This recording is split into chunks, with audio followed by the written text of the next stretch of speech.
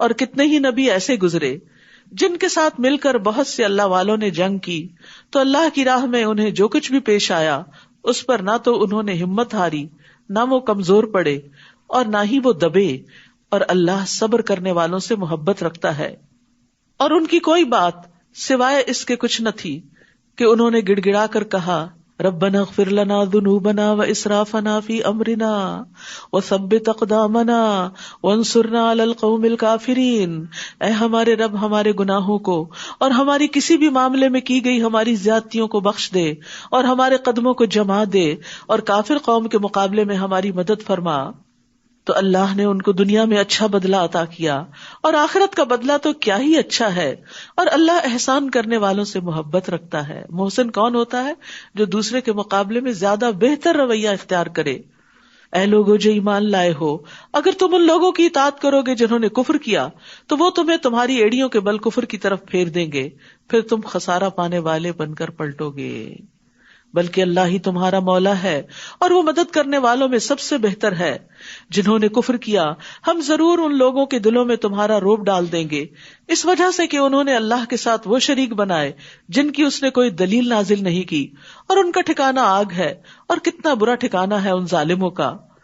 تو یاد رکھیے کہ شرک جو ہے زندگی میں خوف اور بے برکتی کا باعث ہوتا ہے، اور یقیناً اللہ نے تم سے اپنی مدد کا وعدہ سچا کر دکھایا جب تم انہیں اس کے حکم سے قتل کر رہے تھے، یعنی جنگ احد کے موقع پر، یہاں تک کہ جب تم نے بزدلی دکھائی اور رسول کے حکم کے بارے میں باہم جھگڑا کیا، یعنی ان کی بات نہ مانی، اور جو ہی اس نے تمہیں وہ چیز دکھائی یعنی مال غنیمت جس سے تم محبت رکھتے تھے، تو تم نے رسول کی نافرمانی کی، کیونکہ تم میں سے کوئی وہ ہے جو دنیا کو چاہتا ہے اور تم میں سے کوئی وہ ہے جو آخرت کو چاہتا ہے، پھر اس نے تمہیں ان کافروں سے پھیر دیا تاکہ وہ تمہیں آزمائے، اور یقیناً اس نے تم سے درگزر کیا، اور اللہ مومنوں پر بڑا فضل کرنے والا ہے۔ اذ تسعدون ولا تلوون على احد والرسول يدعوكم في اخراكم، جب تم چڑھے جا رہے تھے یعنی میدان سے بھاگ رہے تھے اور کسی ایک کو بھی مڑ کر نہ دیکھتے تھے، اور رسول تمہیں تمہارے پیچھے سے پکار رہے تھے، تو اس نے تمہیں غم پر غم دیا تاکہ تم اس پر رنج نہ کرو جو تم سے چھن گیا، اور نہ اس مصیبت پر جو تمہیں پہنچی، اور جو تم عمل کرتے ہو اللہ اس کی خوب خبر رکھنے والا ہے۔ تو اس سے یہ پتہ چلتا ہے کہ اللہ بندوں سے چاہتا ہے کہ وہ دنیا کے نقصانات پر غم نہ کریں، اسی لیے وہ بعض اوقات غم پہ غم ڈالتا ہے تاکہ بندہ غم سہنے کا ایسا عادی ہو کہ پھر پرواہ نہ کرے۔ غم انسان کے لیے تنگی پیدا کرتا ہے، اور پھر غم انسان کو کبھی مفید کاموں سے روک بھی لیتا ہے، یعنی غم کے مارے وہ اچھے کام نہیں کر سکتا۔ غم کی وجہ سے انسان کے اندر نفسیاتی گرہیں بھی لگ جاتی ہیں، تو اس لیے بہتر یہی ہوتا ہے کہ انسان اس کو جھٹک دے اور شرح صدر اختیار کرے، اپنے نفس کو اللہ کی مدد سے دعا کے ساتھ خوش رہنے کا عادی بنائے، کیونکہ اگر انسان کا سینہ کھلا ہوگا، دل میں وسعت ہوگی، فراخی ہوگی، تو راحت پائے گا، اللہ کا حکم سمجھے گا اور سمجھانے کے قابل بھی ہوگا اور نیکیوں میں آگے بڑھے گا۔ لیکن اگر وہ غم کی وجہ سے گھٹا رہا تو نیکی کے بہت سے مواقع ہاتھ سے چلے جائیں گے۔ اور یہاں اس چیز کی بھی تعلیم دی گئی کہ جو چیز چھوٹ جائے اس پر بھی غم نہیں کرنا چاہیے۔ اور پھر نبی صلی اللہ علیہ وسلم کی دعا بھی یاد رکھیے، اللہم انی اعوذ بک من الہم والحزن، اے اللہ بے شک میں تیری پناہ مانگتا ہوں غم اور دکھ اور پریشانی سے۔ پھر اس نے تم پر غم کے بعد اونگ کی شکل میں امن نازل فرمایا، یعنی عام طور پر ایسا ہوتا ہے کہ جیسے کوئی فوت ہوتا ہے نا تو بہت زیادہ انسان رو لیتا ہے، پھر اس کے بعد ایک عجب سی سکینت بھی طاری ہوتی ہے۔ جس نے تم میں سے ایک گروہ کو ڈھانپ لیا اور ایک گروہ کو ان کی جانوں نے فکر میں ڈال دیا، وہ اللہ کے بارے میں ناحق جاہلیت والا گمان کر رہے تھے۔ وہ کہہ رہے تھے کیا ہمارے لیے اس معاملے میں سے کسی چیز کا کوئی اختیار ہے؟ کہہ دیجئے بے شک معاملہ سارے کا سارا اللہ ہی کے اختیار میں ہے۔ وہ اپنے دلوں میں وہ کچھ چھپا رہے تھے جو وہ آپ کے لیے ظاہر نہیں کر رہے تھے۔ وہ کہہ رہے تھے کہ اگر ہمارے لیے اس معاملے میں کچھ بھی اختیار ہوتا تو ہم اس جگہ قتل نہ کیے جاتے۔ کہہ دیجئے اگر تم اپنے گھروں میں بھی ہوتے تو جن لوگوں کے حق میں قتل ہونا لکھ دیا گیا تھا وہ تو اپنی موت کے مقامات کی طرف نکل پڑتے، اور یہ اس لیے ہوا تاکہ جو کچھ تمہارے سینوں کے اندر ہے اللہ اسے آزما لے، اور تاکہ جو کچھ تمہارے دلوں میں ہے اسے خالص کر دے، یعنی کھوٹ کپٹ سب کچھ نکال دے، اور اللہ سینوں کے بھید خوب جاننے والا ہے۔ یعنی نیتوں کا کھوٹ ہو یا کام کرنے کے جذبے میں کوئی کمی ہو، تو یہ ساری چیزیں آزمائش کے وقت انسان کو ہلا دیتی ہیں، یا انسان آگے بڑھ جاتا ہے یا اور پھر پیچھے چلا جاتا ہے، اس سٹیج پر نہیں رہتا. یعنی تکلیف اور مصیبت اور آزمائش یا انسان کو ترقی دلاتی ہے یا پھر نیچے گرا دیتی ہے، پیچھے پھیر دیتی ہے. یقیناً وہ لوگ جو تم میں سے اس روز پیٹ پھیر گئے جب دو جماعتیں آمنے سامنے ہوئیں، دراصل شیطان نے انہی کی بعض کوتاہیوں کی وجہ سے انہیں پھسلا دیا تھا. یعنی نیکی کے کام کے لیے نکلے تھے، نبی صلی اللہ علیہ وسلم کے ساتھ نکلے تھے، لیکن ایک خوف زدہ خبر سن کے پیچھے ہٹنے لگے، اور پھر خاص طور پر جو منافقین پیچھے چلے گئے تھے، تو دراصل ان کے نفاق کی وجہ سے انہیں توفیق نہ ہوئی کہ وہ نبی صلی اللہ علیہ وسلم کے ساتھ جنگ میں حصہ لے سکیں. تو یاد رکھیے، اگر دلوں میں منافقت ہو تو انسان نیکی کے کاموں سے پیچھے رہ جاتا ہے، پھر اللہ تعالیٰ توفیق بھی چھین لیتا ہے. اور یقیناً اللہ نے ان سے درگزر کیا، بے شک اللہ بہت بخشنے والا ہے، بہت بردبار ہے. اے لوگوں جو ایمان لائے ہو، تم ان لوگوں کی طرح نہ ہو جاؤ جنہوں نے کفر کیا اور اپنے بھائیوں سے کہا جب وہ زمین میں سفر کے لیے یا جنگ کے لیے نکلے اور وہاں مر گئے کہ اگر وہ ہمارے پاس ہوتے تو وہ نہ مرتے اور نہ وہ قتل کیے جاتے. بعض اوقات ایسا ہوتا ہے نا، کوئی روڈ ایکسیڈنٹ میں فوت ہو جاتا ہے تو انسان بعد میں بہت حسرتیں اختیار کرتا ہے اور کہتا ہے کاش وہ نہ جاتا تو نہ مرتا. فرمایا نہیں، وہ تو اپنے بستروں میں ہوتے تو وہاں بھی مر جاتے. یہ اس لیے کہ اللہ اس بات کو ان کے دلوں میں حسرت بنا دے، اور اللہ ہی زندگی دیتا ہے اور وہی موت دیتا ہے، اور جو کچھ تم کرتے ہو اللہ اسے خوب دیکھنے والا ہے.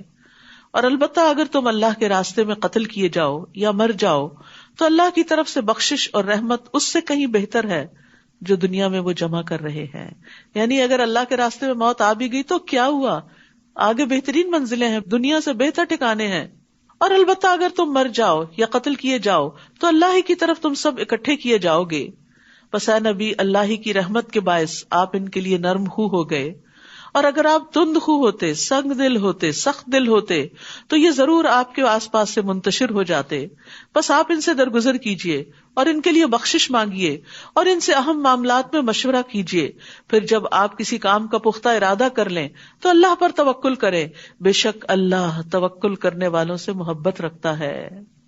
یاد رکھیے، ایک داعی اور ایک لیڈر کے اندر جو بیسک کوالٹیز ہونی چاہیے، رحمت، نرمی، تواضع اور کندھے جھکا دینا اور ساتھیوں کے لیے دعا کرنا، ان کی فکر کرنا. نرمی کاموں کو خوبصورت بنا دیتی ہے. نبی صلی اللہ علیہ وسلم نے فرمایا، بے شک نرمی جس چیز میں بھی ہوتی ہے اس کو زینت بخش دیتی ہے، اور جس چیز سے نکال دی جاتی ہے اسے بدصورت کر دیتی ہے. نرمی گھرانوں کو فائدہ دیتی ہے. رسول اللہ صلی اللہ علیہ وسلم نے فرمایا، جس گھرانے کو نرمی عطا کی گئی تو وہ ان کے لیے فائدے کا باعث ہے، اور جن سے نرمی روک دی گئی تو وہ ان کے لیے نقصان کا باعث ہے. یعنی جن گھروں میں نرمی نہیں ہوتی آپس میں ایک دوسرے کے لیے، وہاں نقصان ہی نقصان ہے. اب اس انتظار میں نہ رہے کہ دوسرے نرم ہو تو ہم نرم ہوں، ہم نرمی کا آغاز کریں. اگر اللہ تمہاری مدد کرے تو کوئی تم پہ غالب آنے والا نہیں، اور اگر وہ تمہیں چھوڑ دے تو اس کے بعد کون ہے جو تمہاری مدد کرے گا. اور اللہ ہی پر مومنوں کو توکل کرنا چاہیے. دیکھیے بار بار ان آیات میں توکل کا درس ہے کہ اللہ پہ بھروسہ کرو، اللہ تمہارے کام سنوار دے گا. کسی نبی کے لیے ممکن نہیں کہ وہ خیانت کرے، یعنی مال غنیمت میں سے کچھ اپنے لیے نکال لے، اور جو کوئی خیانت کرے گا وہ قیامت کے دن اس چیز کو لے کر آئے گا جو اس نے خیانت کی ہوگی. پھر ہر نفس کو اس کی کمائی کا پورا پورا بدلہ دے دیا جائے گا اور وہ ظلم نہ کیے جائیں گے. کیا بھلا وہ جو ہمیشہ اللہ کی رضا کی پیروی کرے اس کی طرح ہو سکتا ہے جو ہمیشہ اللہ کی ناراضگی کے ساتھ پلٹے اور اس کا ٹھکانہ جہنم ہو، اور کتنی بری ہے وہ لوٹنے کی جگہ. ہم درجات عند اللہ واللہ بصیر بما یعملون. وہ اللہ کے نزدیک مختلف درجوں میں ہیں، اور جو عمل وہ کرتے ہیں اللہ اس کو خوب دیکھنے والا ہے. لقد من اللہ علی المؤمنین اذ بعث فیہم رسولا من انفسہم یتلو علیہم آیاتہ ویزکیہم ویعلمہم الکتاب والحکمہ وان کانوا من قبل لفی ضلال مبین. یقیناً اللہ نے مومنوں پر احسان کیا. اللہ کا بہت بڑا انعام ہے، مہربانی ہے، رحمت ہے جب انہی میں سے ایک رسول ان میں بھیجا، یعنی انہی کی قوم کے اندر سے رسول اٹھایا. وہ ان پر اللہ کی آیات پڑھ کر سناتا ہے، یعنی قرآن کی تلاوت کرتا ہے اور ان کا تزکیہ کرتا ہے، یعنی ان کے دلوں کے میل کچیل تک بھی نکالتا ہے، ان کے اخلاق سنوارتا ہے. انما بعثت لاتمم مکارم الاخلاق، کہ میں اخلاق کی تکمیل کے لیے بھیجا گیا ہوں. اور انہیں کتاب و حکمت کی تعلیم دیتا ہے، اور یقیناً اس سے پہلے وہ کھلی گمراہی میں مبتلا تھے. تو یاد رکھیے یہ چاروں چیزیں ساتھ ساتھ چلتی ہیں، تلاوت کتاب، تعلیم کتاب اور حکمت کے ساتھ ساتھ تزکیہ بھی، کیونکہ جب تک تزکیہ نہ ہو، اصلاح نہ ہو، تو تعلیم کا مقصد فوت ہو جاتا ہے. کیا احد میں جب تمہیں ایک مصیبت پہنچی، حالانکہ تم بدر میں اس سے دگنی پہنچا چکے تھے، تو تم کہنے لگے یہ کہاں سے آئی؟ کہہ دیجئے وہ تمہارے ہی نفسوں کی جانب سے ہے. بے شک اللہ ہر چیز پر خوب قدرت رکھنے والا ہے. اور جو مصیبت تمہیں اس روز پہنچی جب دو جماعتیں آمنے سامنے ہوئیں، تو وہ اللہ کے اذن سے تھی، کیونکہ مسلمان حیران ہو گئے کہ اللہ کے رسول ہمارے ساتھ ہیں اور اب اللہ کی خاطر نکلے ہیں، تو یہ نقصان کیسے ہو گیا؟ کیونکہ بعض اوقات آپ کہتے ہیں نا میں تو دین کے کام کے لیے نکلی تھی، تو نقصان کیوں ہو گیا؟ تو یہ بھی اللہ کے اذن سے ہی ہوتا ہے، اور تاکہ وہ ایمان والوں کو جان لے. وہ پرکھنا چاہتا ہے کہ کون پھر بھی استقامت اختیار کرتا ہے اور کون اس رستے میں چھوٹے موٹے نقصان سے بد دل ہو کے پیچھے پلٹ جاتا ہے. اور تاکہ وہ لوگوں کو بھی جان لے جنہوں نے منافقت کی، یعنی منافقوں کو الگ کرنا بھی چاہتا ہے.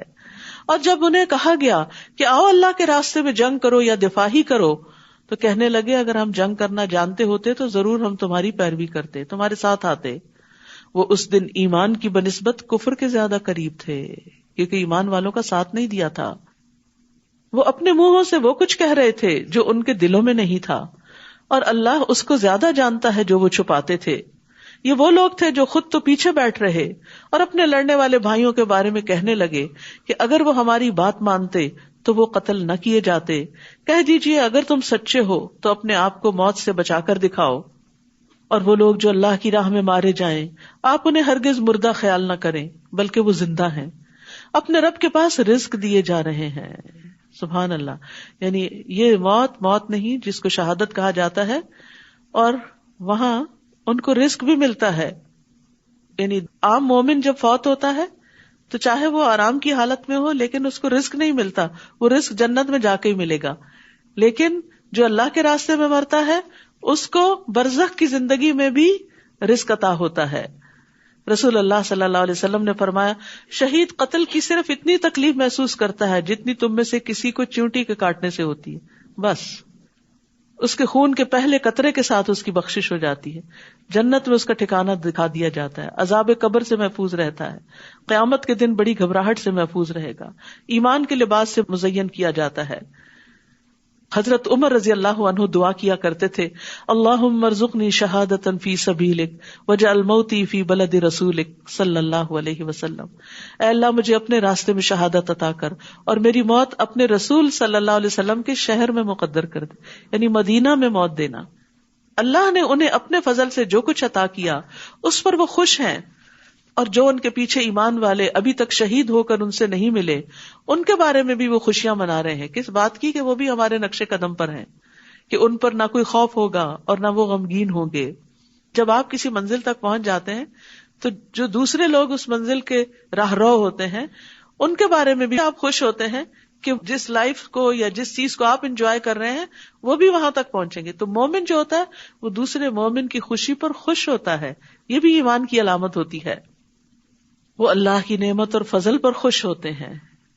یہ دنیا سے شروع کرنا پڑتا ہے، جب جا کے مرنے کے بعد فضل جب حقیقی شکل میں مل جاتا ہے تو اس پر خوش ہوتا ہے. اور یقیناً اللہ مومنوں کا اجر ضائع نہیں کرتا. وہ مومن جنہوں نے احد میں زخم لگنے کے باوجود اللہ اور رسول کے حکم پر لبیک کہا، ان میں سے جنہوں نے احسان اور تقوی کی روش اختیار کی ان کے لیے بہت بڑا اجر ہے. یعنی اگرچہ شکست ہوئی پھر بھی بد دل نہیں ہوئے، پھر بھی احسان کی روش اختیار کی. وہ جن سے منافق لوگوں نے کہا کہ دشمن کے لوگ تمہارے خلاف جمع ہو گئے تو ڈرو ان سے، تو ڈرنے کی بجائے اس بات نے انہیں ایمان میں اور بڑھا دیا، اور وہ کہنے لگے حسبنا اللہ ونعم الوکیل، ہمیں اللہ ہی کافی ہے اور وہ بہترین کارساز ہے. ہوا یہ تھا کہ جنگ احد کے بعد یہ خبر مشہور ہوئی کہ دشمن پھر پلٹ کر حملہ کرنے لگا ہے. تو نبی صلی اللہ علیہ وسلم نے لوگوں کو حکم دیا کہ وہ نکلیں اب پھر مقابلے کے لیے. زخموں سے چور لوگ، تھکے ہارے، یعنی صرف جسمانی زخم نہیں تھے، دل میں بڑے بڑے زخم لگ چکے تھے کیونکہ مدینہ کے ہر گھر سے کوئی نہ کوئی شہید ہو چکا تھا. لیکن اس کے باوجود وہ پھر اٹھ کھڑے ہوئے. سوچئے اگر آپ ایک دن تھکے ہو کسی کام میں, دوسرے دن پھر بلا لیا جائے تو ہمارا حال کیا ہوتا ہے کہ ان کو ہم پہ رحم نہیں آتا. لیکن یہ بھی ایک بڑی سخت آزمائش تھی کہ اس وقت انہیں خوف بھی دلایا گیا, غم بھی تھا, خوف بھی تھا, جسمانی زخم بھی تھے, لیکن پھر بھی وہ کہنے لگے حسبنا اللہ و نعم الوکیل. یعنی جب چیزیں بہت مشکل ہو جایا کرے نا تو اللہ سے مدد مانگا کرے, حسبنا اللہ و نعم الوکیل. یہ وہ کلمہ ہے جسے ابراہیم علیہ السلام نے اس وقت کہا جب ان کو آگ میں ڈالا گیا تھا تو آگ ان پر ٹھنڈی ہو گئی تھی. سبحان اللہ. تو اسی طرح مشکل کام آسان ہو جائیں گے جب آپ حسبنا اللہ پڑھ لیں گے. تو وہ اللہ کی نعمت اور فضل کے ساتھ لوٹے. وہاں جا کر انہوں نے تجارت کی اور نفع کما کر آئے, اور انہیں کوئی تکلیف بھی نہ پہنچی. یعنی جس چیز سے وہ ڈر رہے تھے دشمن بھی بھاگ گیا, اور انہوں نے اللہ کی رضا کی پیروی کی, یعنی اللہ کے فیصلے پر راضی ہو گئے. اور اللہ بہت بڑے فضل والا ہے. یہ توکل کے 4 انعام تھے کہ نعمت ملی, فضل ملا, تکلیف دور ہوئی اور اللہ کی رضا حاصل ہوئی. یہ تو شیطان ہی ہے جو تمہیں اپنے دوستوں سے ڈراتا ہے, تو تم ان سے نہ ڈرو اور مجھ ہی سے ڈرو اگر ہو تم ایمان لانے والے. اور جو لوگ کفر میں بھاگ دوڑ کر رہے ہیں وہ آپ کو غمگین نہ کریں, بے شک وہ اللہ کو ہرگز کچھ بھی نقصان نہیں دے سکتے. اللہ چاہتا ہے کہ ان کے لیے آخرت میں کوئی حصہ نہ رکھے اور ان کے لیے بہت بڑا عذاب ہے. یہاں مومنوں کی حوصلہ افزائی کی جا رہی ہے کہ ان کے دشمن ان کو کچھ بھی نقصان نہیں دے سکتے. اصل ضرورت ہے اپنا ایمان سلامت رکھنے کی. یقیناً وہ لوگ جنہوں نے ایمان کے بدلے کفر خرید لیا وہ ہرگز اللہ کا کچھ بھی نہ بگاڑ سکیں گے اور ان کے لیے دردناک عذاب ہے. یقیناً کفر کرنے والوں کو جو ڈھیل ہم دے رہے ہیں وہ اسے اپنے حق میں ہرگز اچھا خیال نہ کرے. یعنی اللہ کی نافرمانی کے باوجود اگر کوئی مصیبت نہیں آ رہی تو یہ مت سمجھو کہ اللہ راضی ہے تم سے. بے شک یہ ڈھیل تو ہم انہیں اس لیے دے رہے ہیں تاکہ وہ گناہوں میں اور زیادہ بڑھ جائیں اور ان کے لیے رسوا کن عذاب ہے. یہ بھی بڑی ڈرنے کی بات ہے کہ انسان اللہ کی نافرمانی کرے اور دنیا میں اس پر کوئی آزمائش اور امتحان نہ ہو اور انسان سمجھے کہ میں جو کر رہا ہوں ٹھیک ہی کر رہا ہوں. کیونکہ جب مشکل آتی ہے تو انسان اپنی غلطیوں کا سوچتا ہے. اور ایسا نہیں ہو سکتا کہ اللہ مومنوں کو اسی حال پہ چھوڑ دے جس پر تم اس وقت ہو, یہاں تک کہ ناپاک کو پاک سے الگ کر دے.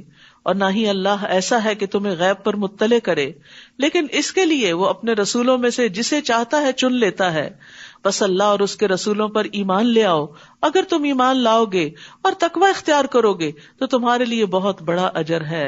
وَإِن تُؤْمِنُوا وَتَتَّقُوا فَلَكُمْ أَجْرٌ عَظِيمٌ. تقوی انسان کے دل پر بھی ایک چیک ہوتا ہے کہ برا نہیں سوچنا, نیگیٹو تھنکنگ نہیں. زبان پر بھی ایک لاک لگاتا ہے, کوئی بری بات زبان سے نہیں نکالنی. ایکشن میں بھی انسان کو روک کے رکھتا ہے کہ کہیں زیادتی نہیں کرنی. اور وہ لوگ جو اللہ کی عطا کردہ فضل میں بخل کرتے ہیں وہ ہرگز نہ سمجھیں کہ یہ ان کے حق میں بہتر ہے, بلکہ یہ ان کے حق میں بہت برا ہے. قیامت کے دن وہ ضرور اسی چیز کے ساتھ توق پہنائے جائیں گے جس میں انہوں نے بخل کیا. اور آسمانوں اور زمین کی میراث اللہ ہی کے لیے ہے, اور جو تم عمل کرتے ہو اللہ اس سے خوب باخبر ہے. یقیناً اللہ نے ان لوگوں کی بات سن لی جنہوں نے کہا کہ اللہ فقیر ہے اور ہم غنی ہیں, ہمارے پاس بہت مال ہے. اللہ خود نہیں دیتا, ہم سے دلواتا ہے, نعوذ باللہ. ہم ضرور لکھ لیں گے جو انہوں نے کہا, اور انبیاء کا ناحق قتل کرنا بھی, اور ہم کہیں گے چکھو مزہ جلانے والے عذاب کا. ابھی دنیا میں یہ سب باتیں بڑی آسانی سے کر رہے ہو, جب ہماری طرف پلٹو گے پھر دیکھنا کیا ہوتا ہے. یہ عذاب اس وجہ سے ہے جو تمہارے ہاتھوں نے آگے بھیجا, تمہاری اپنی کمائی ہے. بے شک اللہ بندوں پہ قطعاً ظلم کرنے والا نہیں. وہ لوگ جنہوں نے کہا کہ اللہ نے ہم سے عہد لے رکھا ہے کہ ہم کسی رسول پر ایمان نہ لائیں یہاں تک کہ وہ ہمارے پاس ایسی قربانی لے آئے جسے آگ کھا لے, کہہ دیجئے تمہارے پاس مجھ سے پہلے کئی رسول واضح نشانیاں لا چکے, اور وہ نشانی بھی لائے جو تم کہہ رہے ہو. پھر اگر تم اپنی بات میں سچے ہو تو تم نے انہیں قتل کیوں کر ڈالا؟ اب بھی اگر وہ آپ کو جھٹلائیں تو یقیناً آپ سے پہلے کئی رسول جھٹلائے گئے جو واضح دلائل اور صحیفے اور روشن کتاب لائے تھے. کل نفس ذائقۃ الموت, ہر نفس موت کا ذائقہ چکھنے والا ہے. ایک نہ ایک دن موت ہر ایک پہ آنے والی ہے, اور بے شک تم قیامت کے دن اپنے اعمال کے اجر پورے پورے دیے جاؤ گے. لہذا یہ وقت ہے کچھ کرنے کا. تو جو کوئی آگ سے دور کیا گیا اور جنت میں داخل کر دیا گیا تو یقیناً وہ کامیاب ہوا. تو اصل کامیابی کیا ہے؟ فمن زحزح عن النار وادخل الجنہ, آگ سے بچنا اور جنت میں داخل ہو جانا. وما الحیاۃ الدنیا الا متاع الغرور, اور دنیا کی زندگی تو محض دھوکے کا سامان ہے. جس کے پیچھے تم بھاگ رہے ہو یہ کام آنے والی نہیں. خوشبخت وہ ہے جس کی موت اس کی رب کی رضا میں آئے، اور دھوکے میں وہ ہے جو دنیا کے سامان پر اور دنیا کی دولت پر انحصار کر کے بیٹھا ہو، جو دنیا کے ذریعے دھوکے میں ڈالا گیا ہو. یاد رکھیے رسول اللہ صلی اللہ علیہ وسلم نے فرمایا جنت میں ایک کوڑا رکھنے کی جگہ دنیا اور جو کچھ اس میں ہے سب سے بہتر ہے. تم اپنے مالوں اور جانوں میں ضرور بضرور آزمائے جاؤ گے، اور تم اپنے سے پہلے اہل کتاب اور شرک کرنے والوں سے یقیناً بہت سی اذیت کی باتیں سنو گے. یعنی جب تم دین پر چلو گے تو تمہیں بہت سی مخالفت کا سامنا کرنا پڑے گا. اس موقع پر کرنا کیا ہے؟ تم بھی بس زبانی شروع کر دو، تم بھی جوابی کچھ الزام لگانے شروع کر دو؟ نہیں. وَإِن تَصْبِرُوا وَتَتَّقُوا، اگر تم صبر کرو اور تقوی اختیار کرو تو یقیناً یہ بہت ہمت کے کاموں میں سے ہے. تو بڑے دل والے ہی بڑی ہمتیں کیا کرتے ہیں اور پھر بڑے درجات پاتے ہیں. تو یاد رکھیے اللہ سبحانہ وتعالیٰ نے یہاں آگاہ کر دیا کہ اپنے آپ کو تکلیف کے لیے تیار رکھو. دین پر چلنا آسان نہیں، رکاوٹیں مشکلیں آئیں گی اور ہر ایک پر آزمائش آتی ہے. رسول اللہ صلی اللہ علیہ وسلم نے فرمایا سب سے سخت آزمائش انبیاء پر، پھر صالحین پر، پھر درجہ بدرجہ عام لوگوں پر، اور انسان پر آزمائش اس کے دین کے اعتبار سے ہی آتی ہے. دین میں پختگی ہو تو آزمائش میں اضافہ کر دیا جاتا ہے، کمزوری ہو تو آزمائش کم کر دی جاتی ہے.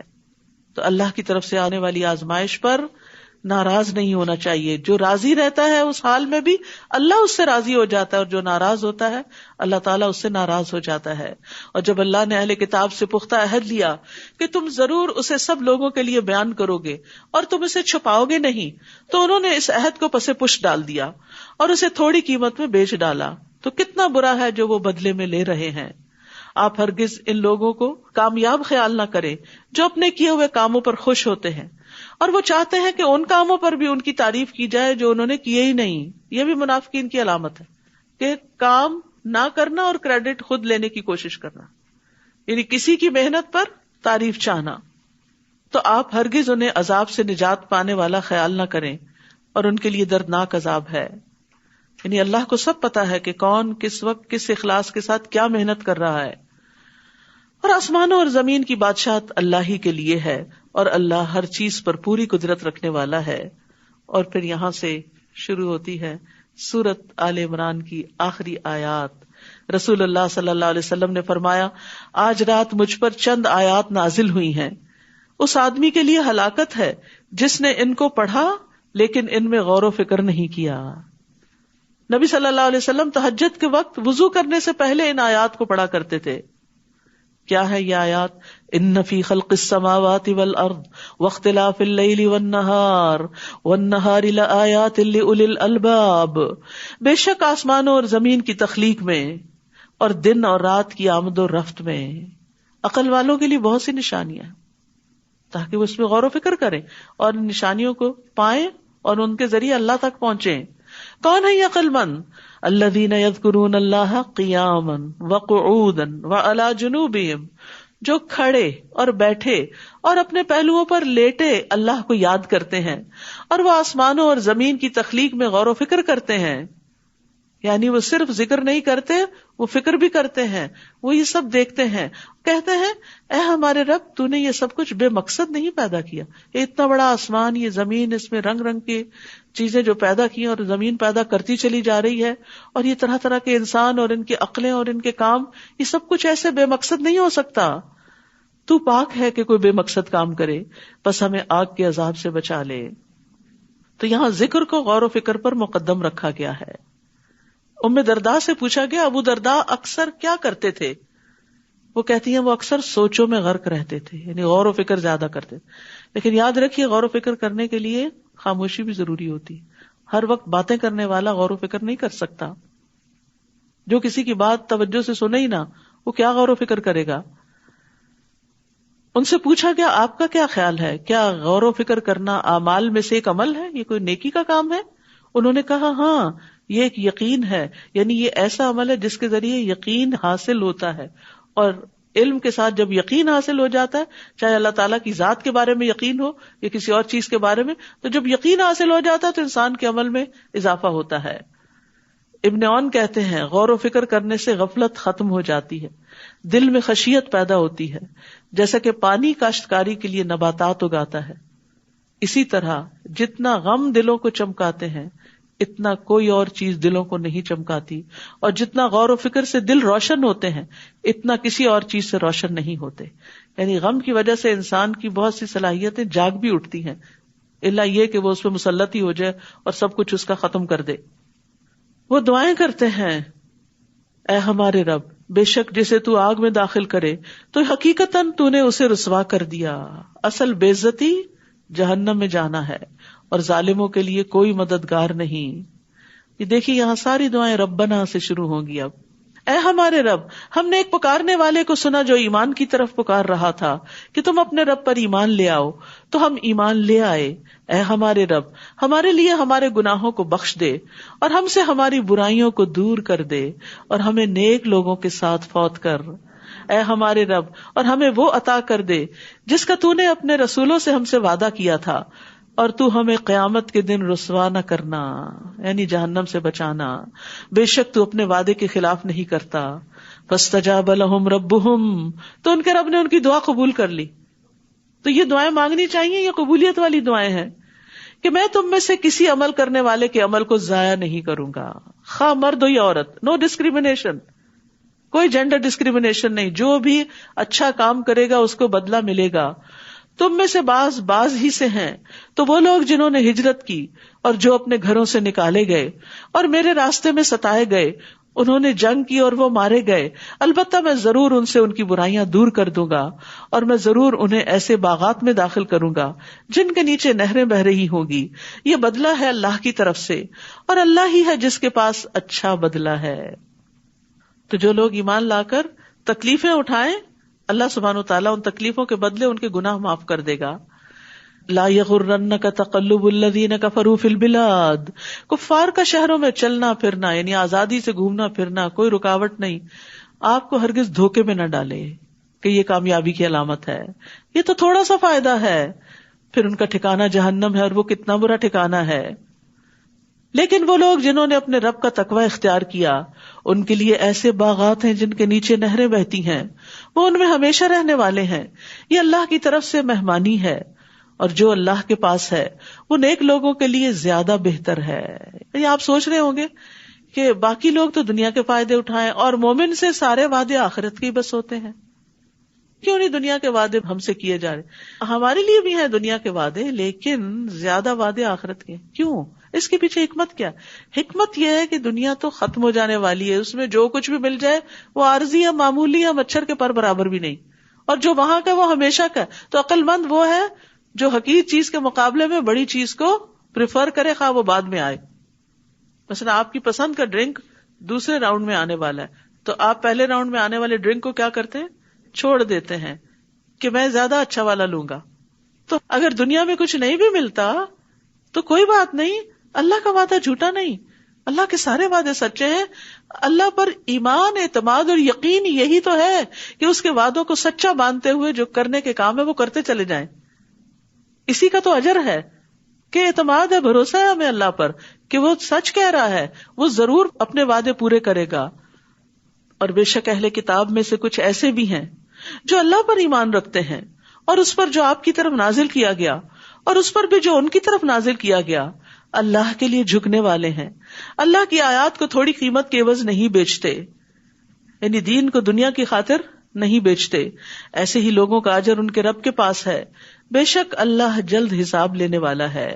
یا ایھا الذین آمنوا اصبروا وصابروا ورابطوا واتقوا اللہ لعلکم تفلحون. اے لوگو جو ایمان لائے ہو، صبر کرو اور مقابلے میں مضبوط رہو اور تیار رہو اور اللہ کا تقوی اختیار کرو تاکہ تم کامیاب ہو جاؤ.